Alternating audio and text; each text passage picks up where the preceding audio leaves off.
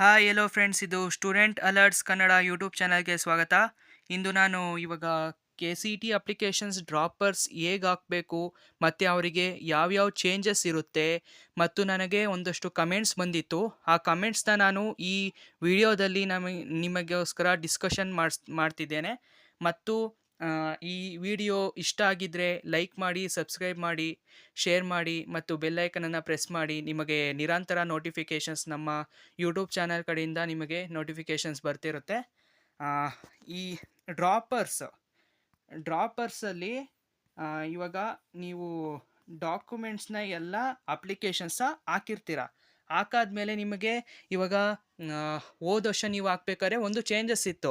ನೀವು ಹಿಂದಿನ ವರ್ಷ ಕೆ ಸಿ ಟಿ ಎಕ್ಸಾಮ್ ಬರೆದಿದ್ದೀರಾ ಅಂತ ಕೊಟ್ಟಾಗ ನೀವು ನೋ ಅಂತ ಕೊಟ್ಟಿದ್ರಿ. ಆದರೆ ಈಗ ನೀವು ಡ್ರಾಪರ್ಸ್ ಅಂದರೆ ಹೋದ ವರ್ಷ ಬರೆದಿರ್ತೀರ, ಈ ವರ್ಷ ಮತ್ತೆ ಬರೆಯೋದಕ್ಕೋಸ್ಕರ ಅಲ್ಲಿ ಅಪ್ಲಿಕೇಶನ್ ಹಾಕೋಕೆ ಹೋಗಿರ್ತೀರಲ್ಲ, ಆವಾಗ ಹಿಂದಿನ ವರ್ಷ ನೀವು ಕೆ ಸಿ ಟಿ ಎಕ್ಸಾಮ್ ಬರೆದಿದ್ದೀರಾ ಅಂತ ಕೇಳಿದಾಗ ನೀವು ಎಸ್ ಅಂತ ಸೆಲೆಕ್ಟ್ ಮಾಡಬೇಕು. ಅದಾದಮೇಲೆ ನಿಮ್ಮ ಸಿ ಟಿ ನಂಬರ್ ಮತ್ತು ಅಪ್ಲಿಕೇಶನ್ ನಂಬರ್ನ ಅಲ್ಲಿ ಕೇಳುತ್ತೆ. ಆವಾಗ ನೀವು ಅಲ್ಲಿ ಆಪ್ಷನ್ನ ಕ್ಲಿಕ್ ಮಾಡಿ ನಿಮ್ಮ ಸಿ ಟಿ ನಂಬರ್ನ ಅಲ್ಲಿ ಹಾಕಬೇಕು. ಅದಾದಮೇಲೆ ರಿಕ್ವೈರ್ಡ್ ಅಂದರೆ ನೀವು ಹೋದ ವರ್ಷ ನೀವು ಸೆಕೆಂಡ್ ಪಿ ಯು ಎಕ್ಸಾಮ್ನ ಬರೆದಿರ್ತೀರ. ಆ ಎಕ್ಸಾಮ್ದು ರಿಜಿಸ್ಟರ್ ನಂಬರ್ ಮತ್ತು ನಿಮಗೆ ಎಷ್ಟು ಮಾರ್ಕ್ಸ್ ಬಂದಿತ್ತು ಆ ಮಾರ್ಕ್ಸ್ಗಳನ್ನು ಅಲ್ಲಿ ಎಂಟ್ರಿ ಮಾಡಬೇಕಾಗತ್ತೆ. ಎಂಟ್ರಿ ಮಾಡಾದ್ಮೇಲೆ ಇವಾಗ ನಿಮ್ಮ full K C T application farm ಅದೇ 2 to 3 ಚೇಂಜಸ್ ಅನ್ನಲ್ಲ. ಇವಾಗ ಕೆ ಸಿ ಟಿ ಎಕ್ಸಾಮ್ ಬರೆದಿದ್ದೀರಾ ಅಂತ ಒಂದು ಕ್ವಶನ್ ಬರುತ್ತೆ. ಆಮೇಲೆ ಸಿ ಇ ಟಿ ನಂಬರ್ ಅಥವಾ ಅಪ್ಲಿಕೇಶನ್ ನಂಬರು ಜನ್ರೇಟ್ ಆಗಿರುತ್ತಲ್ಲ ನಿಮಗೆ, ಅದನ್ನು ನೀವು ಅಲ್ಲಿ ಹಾಕಬೇಕಾಗತ್ತೆ. ಅದಾದಮೇಲೆ ರಿಜಿಸ್ಟರ್ ನಂಬರ್ ಅಥವಾ ಮಾರ್ಕ್ಸ್ ಎಷ್ಟೆಷ್ಟು ಮಾರ್ಕ್ಸ್ ಬಂದಿತ್ತು ಅಂತ ನೀವು ಹಾಕಬೇಕಾಗತ್ತೆ.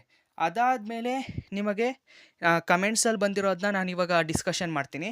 ಅದಾದಮೇಲೆ ನೀವು ಡಾಕ್ಯುಮೆಂಟ್ ವೆರಿಫಿಕೇಷನ್ ಸ್ಟಡಿ ಸರ್ಟಿಫಿಕೇಟ್ನ ಯೂಸ್ ಮಾಡ್ಬೋದಾ ಅಂದರೆ, ಡ್ರಾಪರ್ಸು ಹಿಂದಿನ ವರ್ಷ ನೀವು ಅಪ್ಲಿಕೇಶನ್ ಹಾಕಿರ್ತೀರ, ಆವಾಗ ಕೆಲವು ಡಾಕ್ಯುಮೆಂಟ್ಸ್ನ ನೀವು ಸಬ್ಮಿಟ್ ಮಾಡಿರ್ತೀರ, ಅದನ್ನು ಈ ವರ್ಷ ನೀವು ಬಳಸ್ಕೊಬೋದು ಅನ್ನೋದಾದರೆ ನೀವು ಈ ವರ್ಷ ಸಹ ನೀವು ಡಾಕ್ಯುಮೆಂಟ್ಸ್ನ ಬಳಸ್ಕೊಬೋದು. ಮಾತ್ರ ಇನ್ಕಮ್ಮು ಮತ್ತು ಕ್ಯಾಸ್ಟ್ ಸರ್ಟಿಫಿಕೇಟು ವ್ಯಾಲಿಡ್ ಇದೆಯಾ ಅಂತ ನೀವು ಚೆಕ್ ಮಾಡ್ಕೊಳ್ಳಿ. ಅಂದರೆ 5 years ವ್ಯಾಲಿಡ್ ಇರುತ್ತೆ, ಅದನ್ನು ಒಂದು ಸ್ವಲ್ಪ ಚೆಕ್ ಮಾಡ್ಕೊಳ್ಳಿ.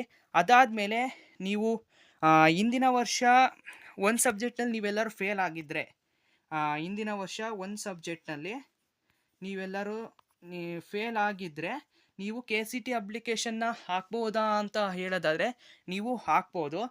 ಅಪ್ಲಿಕೇಶನ್ ಹಾಕಿ ನೀವು ಎಕ್ಸಾಮು ಸಹ ಬರಿಬೋದು. ಸೆಕೆಂಡ್ ಪಿ ಯು ಎಕ್ಸಾಮ್ ಕಟ್ಟಿರ್ತೀರ, ಕೆ ಸಿ ಟಿ ಎಕ್ಸಾಮ್ನು ಸಹ ಬರಿಬೋದು.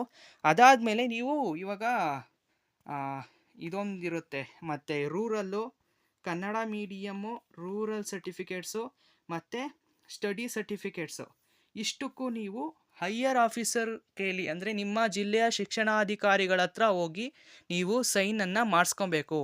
ಆದರೆ ಇನ್ಕಮ್ಮು ಕ್ಯಾಸ್ಟಿಗೆ ಅಲ್ಲ, ಇನ್ಕಮ್ ಆ್ಯಂಡ್ ಕ್ಯಾಸ್ಟ್ ಸರ್ಟಿಫಿಕೇಟ್ಸ್ಗೆ ನೀವು ಏನು ಸೈನ್ ಮಾಡಿಸ್ಬೇಕಾಗಿಲ್ಲ. ಅಂದರೆ ಅದು ಈ ಸೈನ್ ಆಗಿರುತ್ತೆ ಫಸ್ಟಲ್ಲೇ, ಅಂದರೆ ನಿಮ್ಮ ತಹಶೀಲ್ದಾರ್ ಹತ್ರ ಅಲ್ಲಿ ಸೈನ್ ಆಗಿರುತ್ತೆ.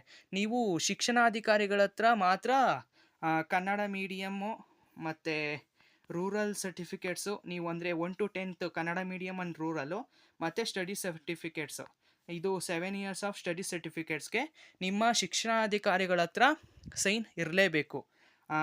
ಇಷ್ಟೇ ಇವತ್ತಿನ ವಿಡಿಯೋ. ಇಷ್ಟ ಆಗಿದ್ದರೆ ಲೈಕ್ ಮಾಡಿ, ಸಬ್ಸ್ಕ್ರೈಬ್ ಮಾಡಿ, ನಿಮ್ಮ ಫ್ರೆಂಡ್ಸಿಗೆ ಶೇರ್ ಮಾಡಿ. Thank you.